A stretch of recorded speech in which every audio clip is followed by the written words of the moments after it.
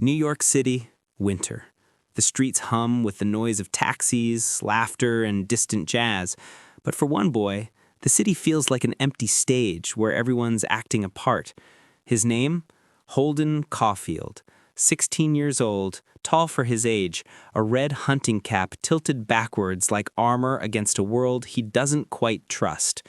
He starts his story not at the beginning, but somewhere in the middle, expelled again. This time from Pensy Prep. If you really want to hear about it, he says, the first thing you'll probably want to know is where I was born and what my lousy childhood was like. But Holden's not interested in the usual introductions. He's not trying to impress anyone. He's just trying to breathe in a world that feels fake. Pensy Prep, with its shiny brass doorknobs and its hot shots, feels like a museum of phoniness to Holden. Everyone there, teachers, students, athletes, seems to play some fake part. He's flunked out of every class but English, and he's supposed to go home for Christmas break, but before he leaves, there's one last loose end. His roommate, Stradlater, has a date with Jane Gallagher, Holden's old friend, the one girl who made sense to him. He writes Stradlater's English composition, describing his dead brother Allie's baseball mitt covered in poems.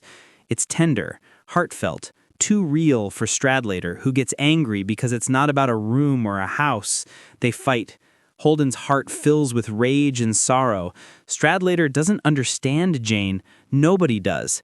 That night, Holden packs his bags and runs away before the headmaster can send his expulsion letter home. He boards a late train to New York, the city he both loves and despises. He checks into the Edmont Hotel, a place crawling with lonely souls and cheap thrills. From his window, he watches strangers in neighboring rooms, a man dressing in women's clothes, a couple spitting water at each other for fun.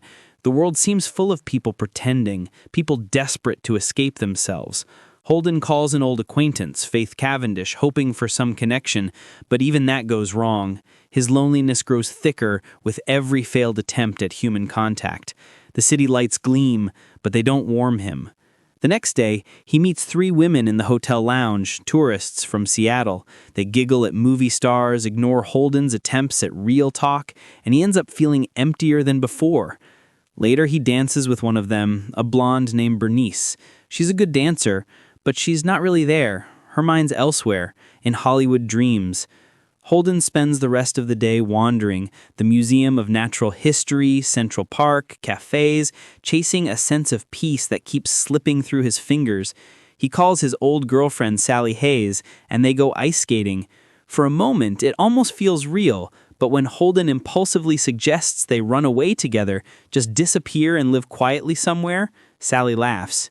"You can't just do that," she says. "It's too crazy, too impossible." Holden lashes out.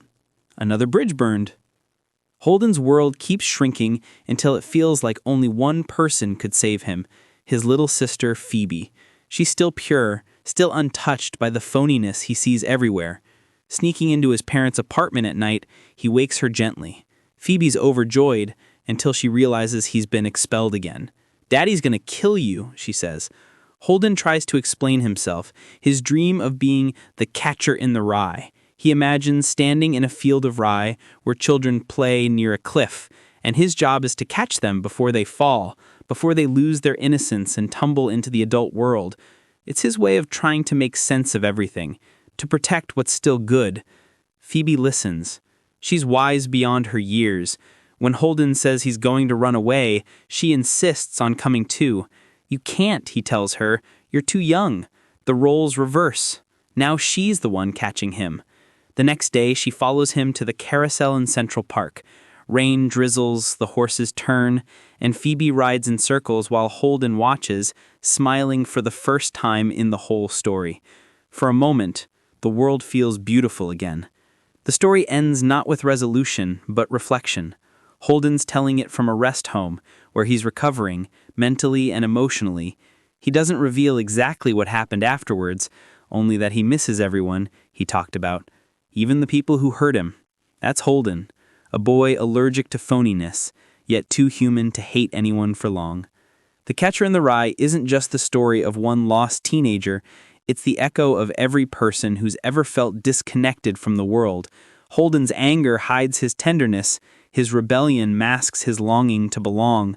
Through his wandering, D.Salinger paints a portrait of loneliness in the modern age, the cost of growing up in a world that demands conformity but offers little truth. It's a book whispered rather than shouted, a confession caught between cynicism and innocence, and that's why, decades later, Holden Caulfield still feels alive, not as a symbol of rebellion, but as a voice for anyone who's ever looked around and thought, this can't be all there is.